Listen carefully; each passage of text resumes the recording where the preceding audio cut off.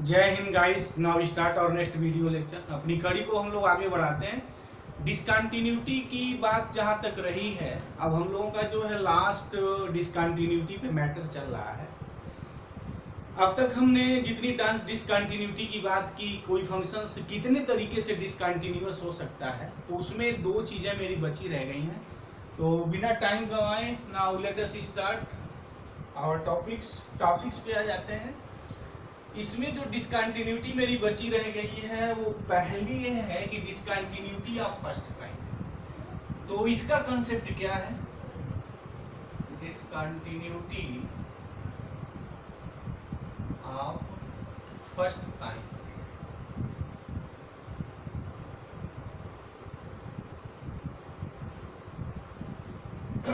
प्रश्न ये है कि कब कोई functions discontinuity of the first kind कहा जाएगा।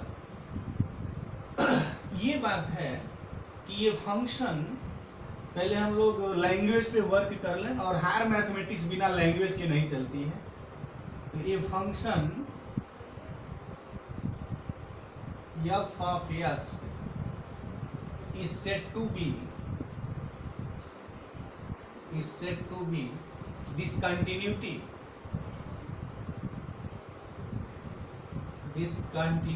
of first kind at x is equal to c if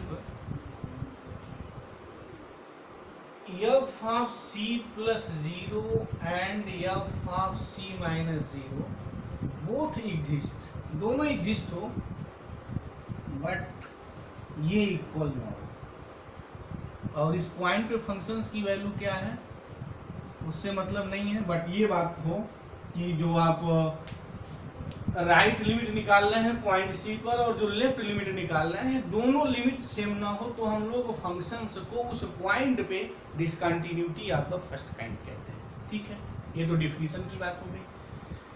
इस डिफिनीशंस में जो बात आई है वो ये है कि दोनों लिमिट एग्जिस्ट करनी चाहिए। एक बात हो गई पक्का क्लियर कि दोनों मेरे जो लिमिट हैं, लेफ्ट लिमिट और राइट लिमिट, वो एग्जिस्ट करें बट इक्वल ना हो, तो फंक्शंस को डिसकंटिन्यूअस ऑफ फर्स्ट काइंड कहा जाता है एट दैट पॉइंट।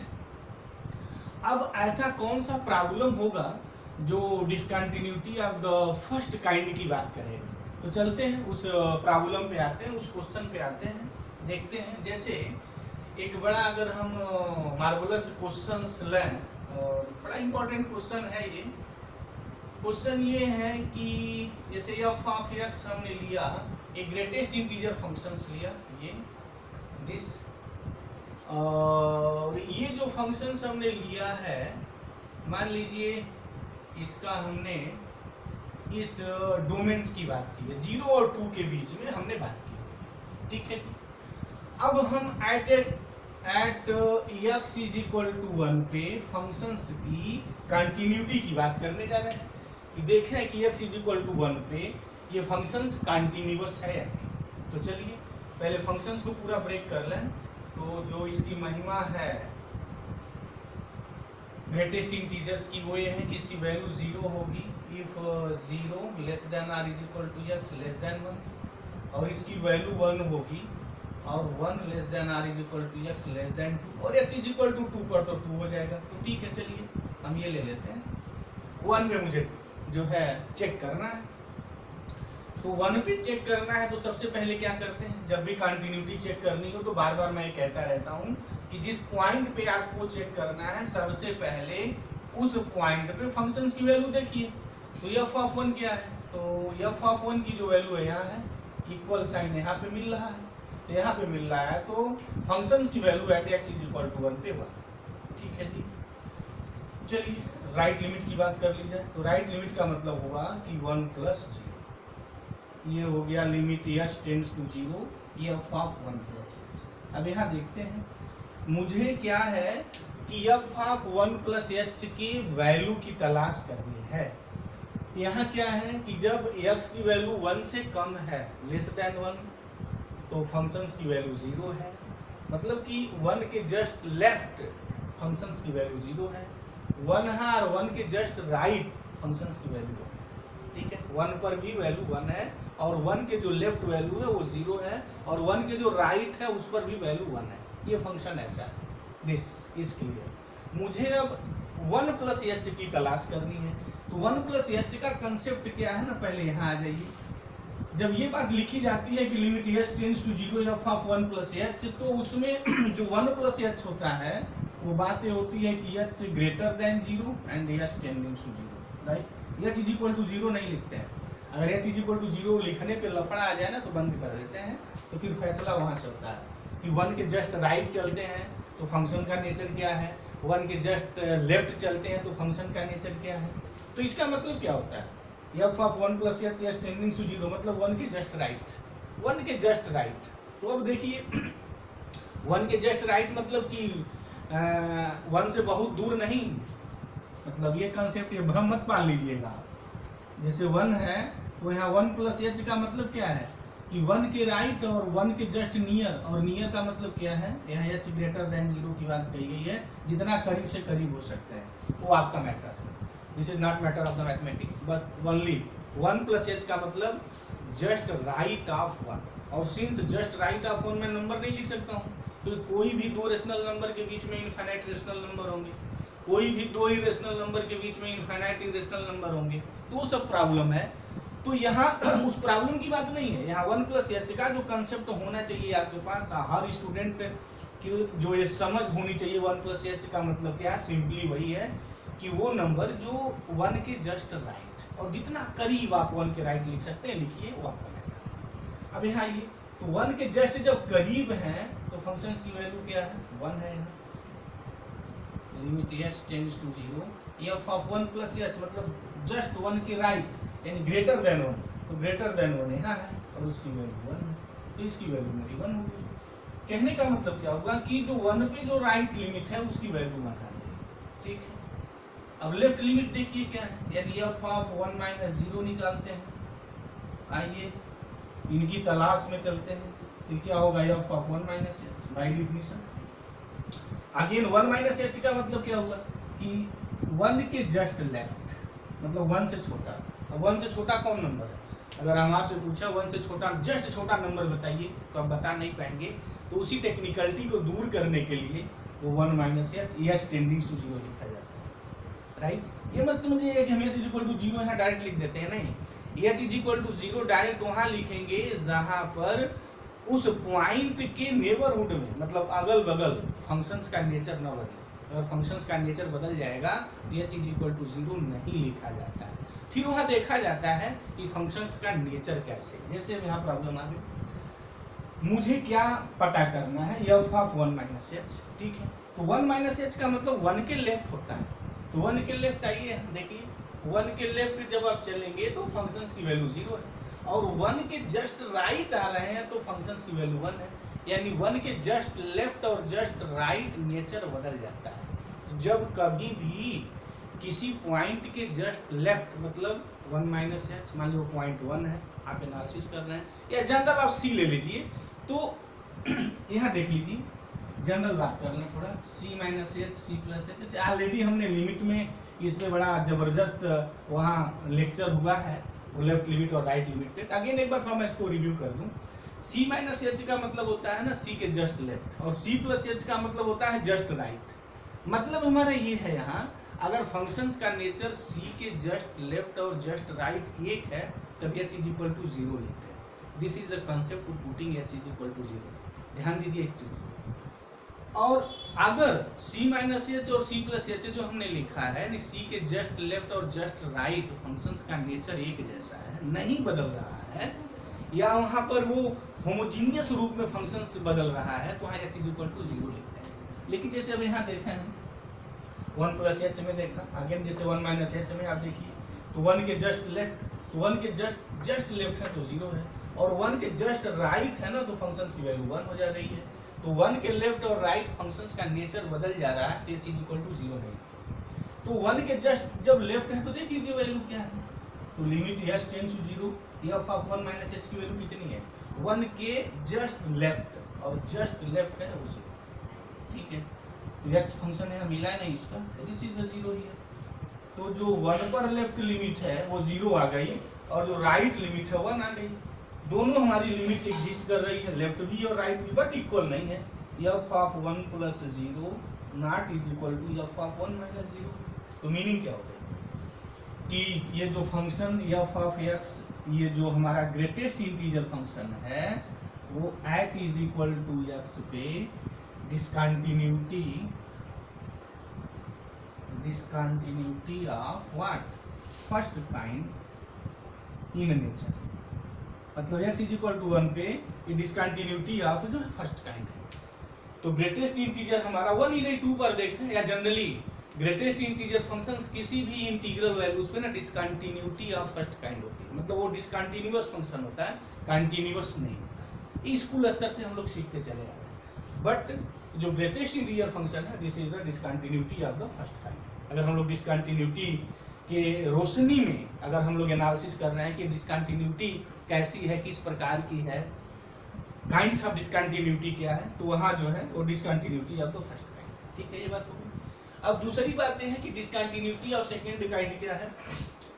तो मैं डिफिनीशंस को बहुत नहीं बदलूंगा, बस यही लैंग्वेज में थोड़ा सुधार करेंगे तो डिसकंटिन्यूटी ऑफ सेकेंड काइंड हो जाएगी। सेट टू बी डिसकंटिन्यूटी ये जो फर्स्ट हुआ है ना, ये आप बस सिंपली ये लिख दीजिए सेकेंड। ठीक है, f of C plus 0 both, यहाँ बस एक बात हो जाए, ये जो एग्जिस्ट लिखा है ना वहाँ सिंपली हो जाए बोथ डज नॉट एग्जिस्ट। दोनों एग्जिस्ट न करें तब हम कहते हैं कि x इज इक्वल टू सी पर जो फंक्शन है वो डिसकंटिन्यूटी ऑफ सेकेंड काइंड है। ठीक है, अच्छा अब ये बात है कि ऐसा कौन फंक्शन होगा जो डिसकंटिन्यूटी ऑफ सेकेंड काइंड की बात करेगा। तो चलते हैं देखते हैं डिसकंटिन्यूटी ऑफ सेकेंड काइंड क्या है।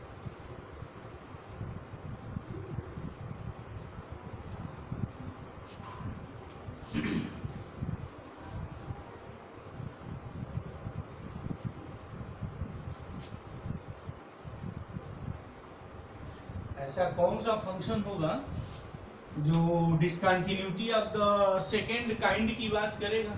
तो देखिए ये जो फंक्शन है, हालांकि ऐसे फंक्शंस की जो अवधारणा है ना, वो महान मैथमेटिशियन डिरिचलेट साहब ने, ऐसे फंक्शंस को डिरिचलेट साहब ने डिफाइंड किया था।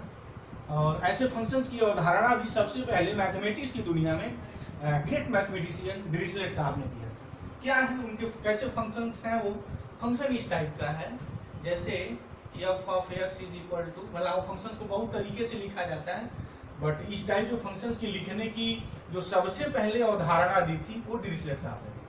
जैसे हमने 1 लिख दिया और ये एक्स बिलोंग्स क्यू लिख दिया, ये -1 हो गया, X does not belongs to rational. क्या है तो फंक्शन एक बार ध्यान से देख लें।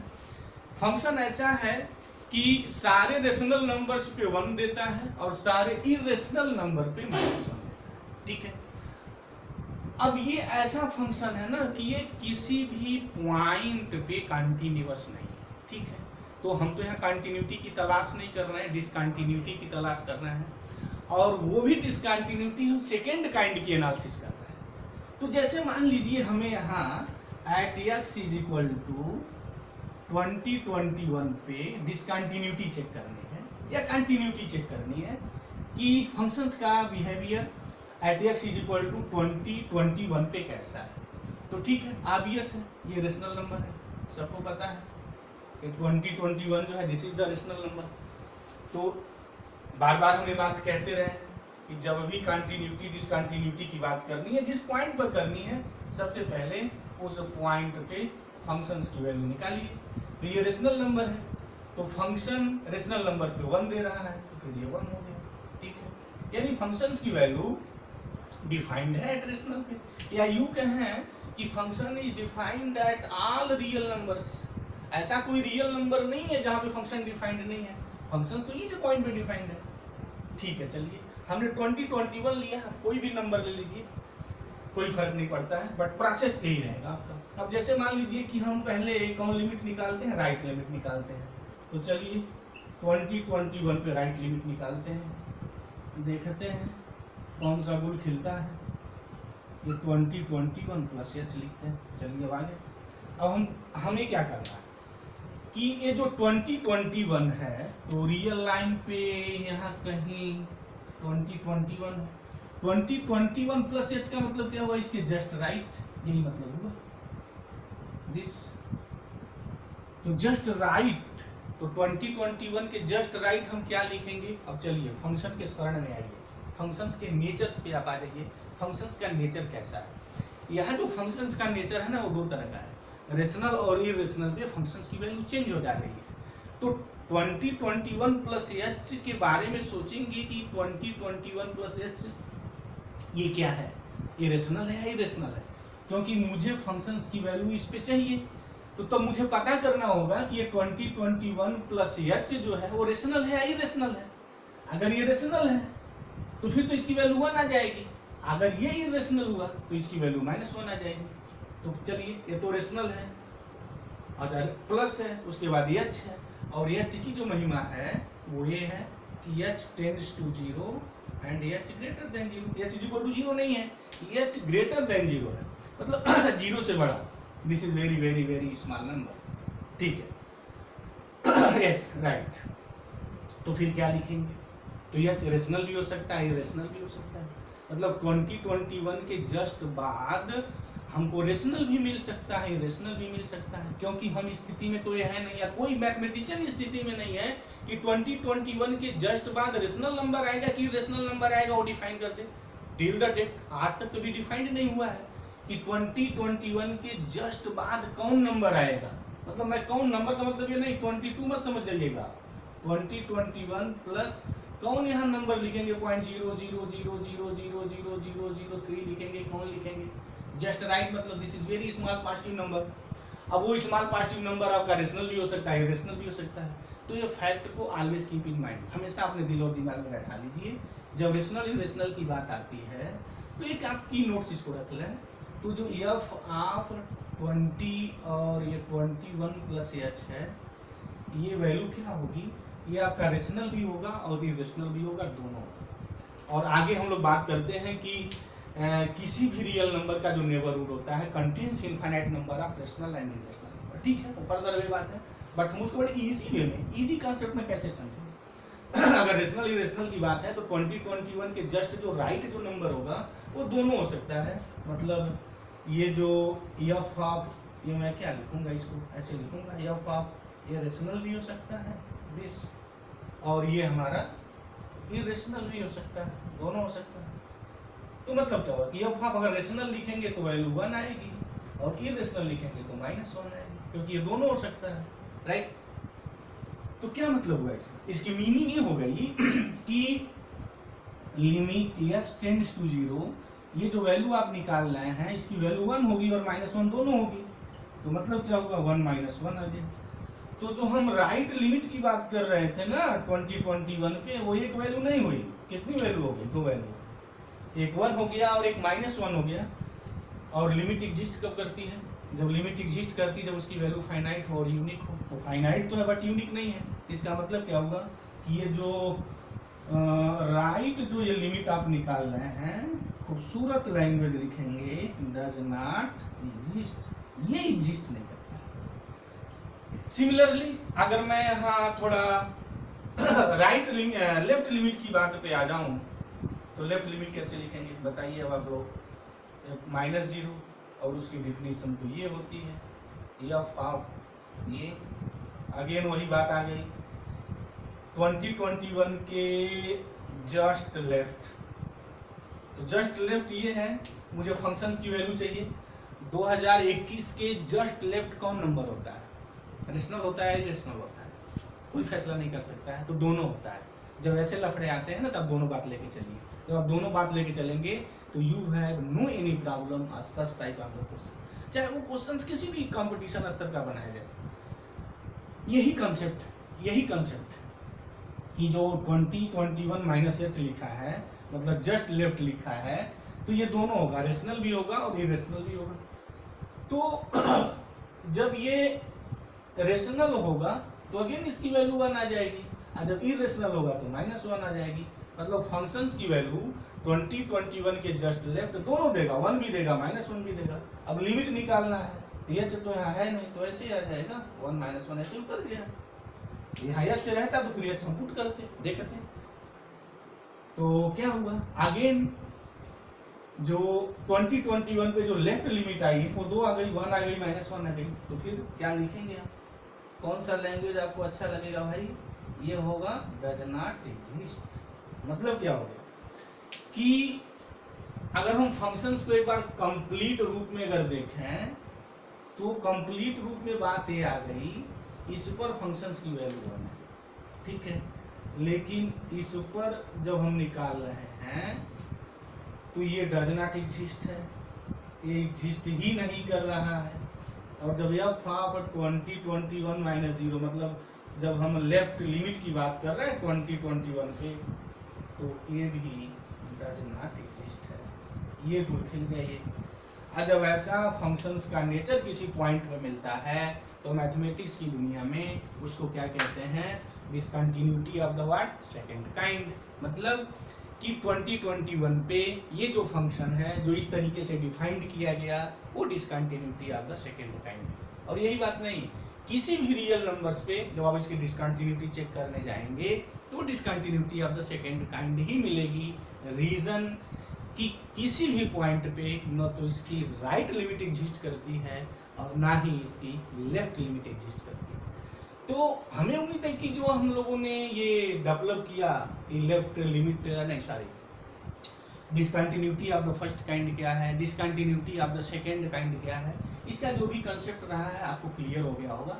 अगर आपको कोई डाउट है डिसकंटिन्यूटी ऑफ फर्स्ट काइंड में या discontinuity of the second kind में तो आप प्लीज़ कमेंट बॉक्स में जाइए और आप कमेंट करिए कि क्या चीज़ें आपको समझ में नहीं आ रही हैं।